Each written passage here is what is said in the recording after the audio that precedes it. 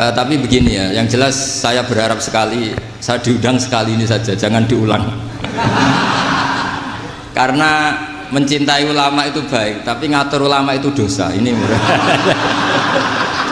jadi ini harus dicatat. Allahumma sholli wa sallim ala sayyidina maulana Muhammad wa ala alihi wa sahbihi asma'in, nama ba'du. Semua pengurus PBNU yang saya hormati, semua habaib, semua ulama yang saya hormati, wabil khusus Kiai Haji Abdul Manan, Ketua Lembaga Dakwah PBNU, yang meskipun modoknya hanya 3 bulan ini sebetulnya problem, sehingga saya kesini ini sebetulnya tidak pernah merasa ibadah. Ini bukan dakwah, ini show dakwah. Jadi yang namanya dakwah itu ya orang-orang di kampung nggak bisa ngaji diajarin ngaji, seperti saya di Jogja, di Rembang. Kalau ini show dakwah, dan ini ada agak kesalahan karena mondoknya hanya 3 bulan. Jadi tidak bisa bedakan mana dakwah, mana show dakwah. Ini jelas show itu. Mungkin yang benar-benar dakwah yang sekarang sedang bikin masjid di pedalaman Kalimantan, pedalaman Sulawesi, atau saudara-saudara kita yang di Korea, saya kemarin di Korea, itu dakwah betul. Kalau ini agak-agak tontonan ya, tapi masih bagus lah, melihat wajahnya Habib, ulama itu ibadah. Jadi Imam Malik itu kalau diundang tuh marah, meskipun yang undang tuh seorang raja zaman itu, Harun ar-Rasyid. Beliau minta supaya Imam Malik baca Muwatta di istana untuk anak-anaknya, padahal seorang presiden mau ngajari anak-anaknya. Imam Malik marah, masyhur gitu, al ilmu yu'ta la ya'ti, ilmu disowani, ora kok ilmu yang sowan. Di mana-mana timba itu ke sumur apa sumur yang ketimba? Timba ke sumur. Ini agak kecelakaan. Pakai air pam. air pam katanya. Ini udah banyak air. Sehingga saya kata orang banyak itu di SK-kan PBNU, tapi itu tidak pernah saya pikir. Karena saya melakukan kebaikan itu sebelum dapat SK. Saya ngajar sebelum dapat SK, saya dakwah di mana-mana sebelum dapat apa?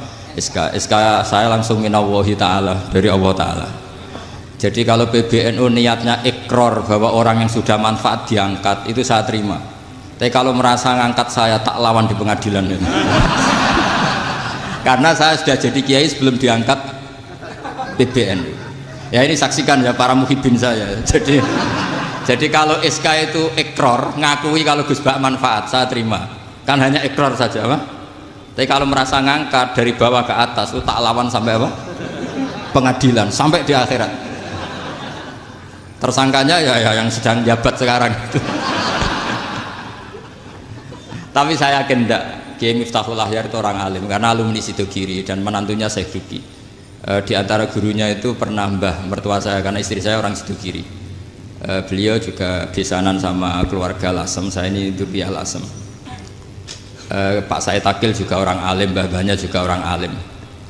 Baru kemarin nyocokkan nasab sama saya. Buyut-buyutnya beliau itu adik buyut saya, pernah cocokkan sama saya. Gus, saya sama saya tua mana? Tua saya, buyut kamu adik buyut saya, kata saya gitu.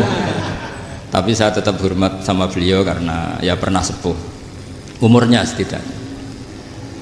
Jadi saya ulang lagi, ngaji seperti ini itu sebetulnya lebih ke show, pertunjukan, supaya pertunjukan ini tidak dosa. Saya isi ngaji betulan tapi jangan diulang, karena biasa ngaji rutin. Saya di Jogja tafsir Jalalain sudah juz 23, pernah khatam hikam, sekarang Nashahul Libat separuh.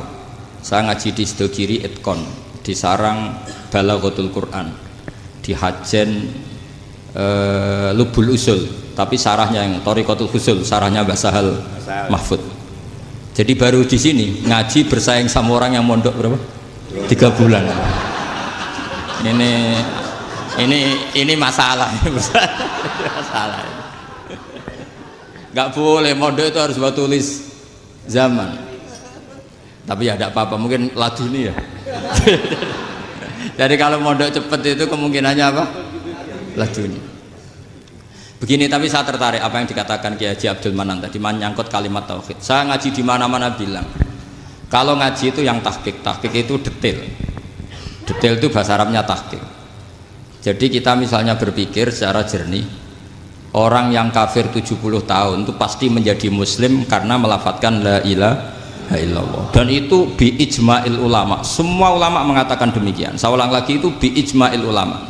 Karena mansus di Quran ada ayat qulil ladzina kafaru iyantahu yughfar lahum ma qad salaf. Kalau orang yang kafir 70 tahun bisa dihilangkan kekafirannya hanya dengan kalimat la ilaha illallah Muhammadur Rasulullah. Berarti kalimat ini statusnya apa? Penghilang kekafiran, apa? Penghilang kekafiran. Lalu ada kelompok yang mengatakan gara-gara kalimat la ilaha illallah dan pegang patok nisan itu orang menjadi kafir. Ini kan jadi paradok. Lafat yang kita statuskan sebagai penghilang kekafiran dengan lafat yang sama orang menjadi kafir. Itu nggak ketemu nalar. Mbok nalar paling apapun tetap nggak ketemu. Kecuali tadi ya dalilnya pokok yang ngotot tadi. Itu memang kacau itu. Tapi alhamdulillah mereka insya Allah ya sadar. Kamu jangan bayangkan mereka tidak sadar terus, berarti kamu doanya jelek. Bisa saja mereka sudah ingin sadar, berhubung digojlok ini terus nggak jadi sadar. Jadi jangan-jangan salah kita karena sering gojlok sehingga yang mau sadar jadi tidak apa? Nggak sadar. Saya tadi jam 10 sampai setengah 2 masih ngajar di pondok saya ngajar tafsir. Masih di Rembang sana saya. Terus saya ke Semarang, Delalah Muyassar. Ya mungkin agak-agak keramat, jadi tetap jam 3:15 saya bisa ketemu Habib Umar Hafid. Saya beberapa menit ya diskusi tentang manhaj beliau. Dan kebetulan saya sering belajar kitab beliau sama alumni-alumni Darul Mustafa. Meskipun saya tidak pernah ke sana, tapi saya tahu betul mazhab beliau karena al arwah junudun apa? Mujannada. Begini, saya sering dingendikani Mbah Mun, politik tidak jelas itu bagian dari kejelasan. Ini yang perlu dicatat. Jadi politik tidak jelas itu bagian dari apa? Kejelasan. Misalnya begini, siapa yang mengira Khalid bin Walid yang sangat musuhi Rasulullah, dia panglima orang kafir ketika mengalahkan Rasulullah di perang Uhud, akhirnya Khalid bin Walid masuk apa? Islam. Begitu juga Wahsy, qatilu ahabbin nasi ila Rasulillah, pembunuh Sayyid Hamzah, akhirnya juga masuk Islam. Begitu juga Abu Sufyan, dia pemimpin besar kafir Mekah ketika perang Badar, ketika perang Khandaq, akhirnya juga Islam dan menjadi mertua Rasulullah Shallallahu Alaihi Wasallam. Dari fakta ini kemudian banyak ulama alim yang ngambil sikap itu ya coro Jawa itu anggang-anggang itu gak tegas, tapi gak tegas dari rumusan ilmu yang detail. Saya ulang lagi, gak tegas tapi dari rumusan ilmu yang apa? Detail. Bisa saja orang yang sekarang kafir suatu saat mukmin atau muslim. Bisa saja yang sekarang sedang fasik suatu saat soleh. Bisa saja yang mondok 3 bulan rois PB NU. Sementara yang mondok lama kadang Kiai RT. Tapi itu hanya hukum duniawi. Saya yakin yang Kiai RT ini PBNU di akhirat. Karena mondoknya lebih apa? Lama. Itu tak jamin. Saya juga berencana mimpin NU di akhirat saja, bukan di dunia. Makanya saya mohon SK itu berakhir muktamar mendatang. Karena saya sudah kiai sebelum diangkat. Makanya saya ulang-ulang, kalau pengangkatan itu niatnya iqrar, saya terima. Tapi kalau niatnya ngangkat, tak gugat di pengadilan. Ini tidak guyon, ini betulan itu. Ya, tapi ini hanya guyon saja. Nah, ini penting saya utarakan teori ngaji ya. Ini saya bacakan naskah asli Sayyid Umar Hafid supaya Anda dapat barokah beliau. Karena beliau selain alim allamah, muridnya Habib Salim, juga beliau pernah ngaji kutub Sayyid Abdul Qadir Segaf di Jeddah. Juga beliau sering istifadah di beberapa kiai. Ini saya baca teks Arabnya, kemudian saya terjemah. Bagi yang tidak setuju pemaknanya bisa gugat, karena saya baca Arabnya. Yang nggak setuju pemaknanya bisa gugat, tapi tak jamin kalah karena saya paham betul teksnya maknanya seperti itu.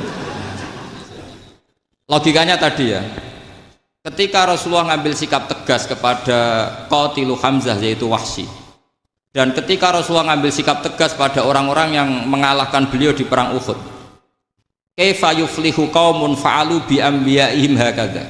Bagaimana mereka jadi orang benar atau orang yang dapat kebahagiaan kalau mereka perlakuannya seperti Nabi seperti ini, yaitu Nabi sujjawajjuh masyhur wa kusirat ruba, yaitu Nabi itu wajahnya terluka, gigi serinya tanggal. Orang-orang seperti ini tuh nggak akan bejo kalau orang Jawa, nggak akan falah. Tapi apa yang terjadi? Allah menurunkan ayat laisa laka minal amri syai'un aw yatuba 'alaihim aw yu'adzibahum.